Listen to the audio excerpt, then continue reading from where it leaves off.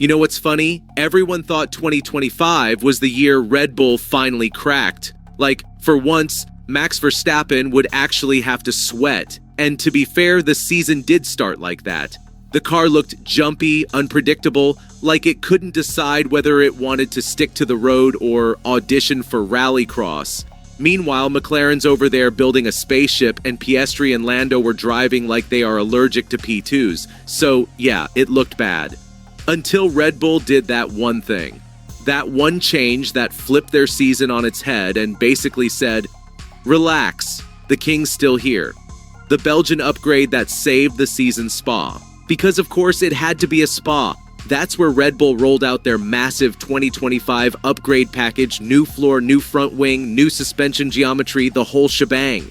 Now, we've seen Red Bull do mid-season updates before, but this one, it was a rescue mission disguised as an aero tweak. Let's start with the floor.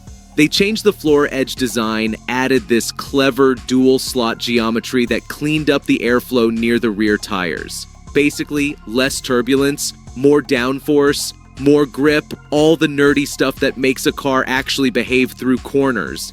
Then they optimized the Venturi tunnels, so air flowed smoother under the car, more downforce without extra drag.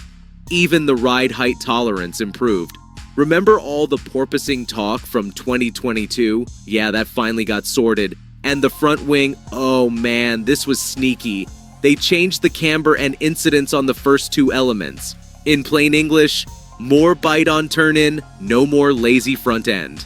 Max finally got that sharp steering feel he loves. Oh, and don't forget the suspension tweak. They re-angled it slightly to clean up airflow over the car. Tiny change, massive impact on balance. When you put it all together, telemetry showed they gained about 0.25 seconds per lap, not from raw power, but from control. The car wasn't just faster, it was calmer, like it finally stopped fighting itself. The brutal start that made it all click. And here's the wild part to get there. Red Bull had to survive the most illogical development phase we've seen in years. Early season, total chaos. They threw upgrades at the car like darts in the dark. Max was radioing stuff like, "This thing just doesn't rotate." You could feel the frustration. But then Belgium happened. Same weekend that Red Bull pulled the trigger on something even crazier, they changed their boss. When the garage finally calmed down, yeah, mid-season, Christian Horner was out.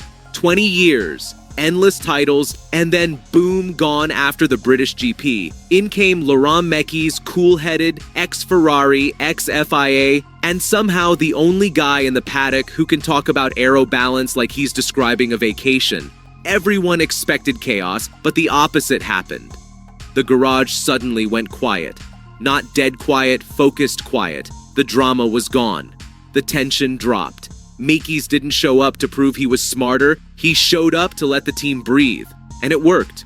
Red Bull went from panic mode to process mode. The timing couldn't have been better. New boss, new car upgrades, and suddenly Verstappen's whole vibe changed. He looked relaxed again, even funny on the radio. That's when you knew the storm had passed. The turning point Spa 2025. Then came race day at Spa. Mixed weather, tricky conditions, the kind where you separate the drivers from the passengers. And Max, he just came alive. The car looked planted. No twitching, no sudden snaps.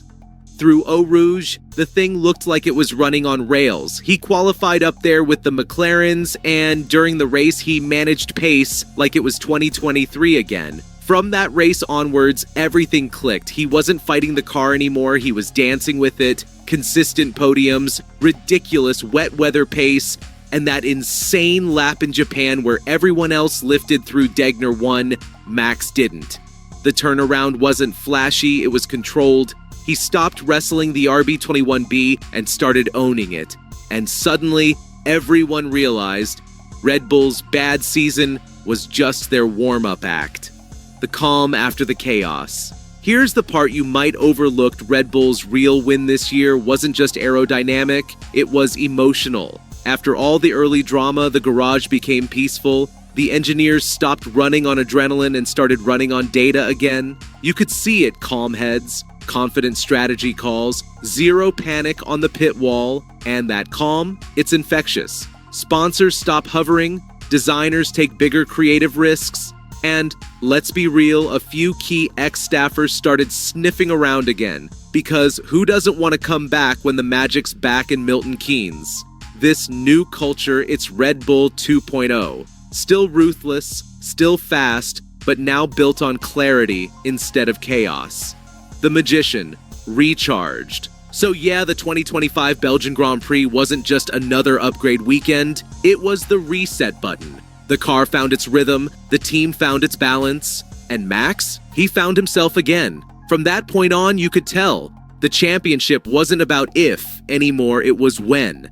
Because when Verstappen's got a car that listens and a team that breathes with him, you're not watching competition. You're watching inevitability. And that's the funniest part. One small change, a floor update, a leadership swap, a little bit of calm, and suddenly the whole grid's back to chasing shadows again. So, yeah, everyone said Red Bull was done. Turns out they just needed a new floor and a boss who didn't make the floor tremble every weekend.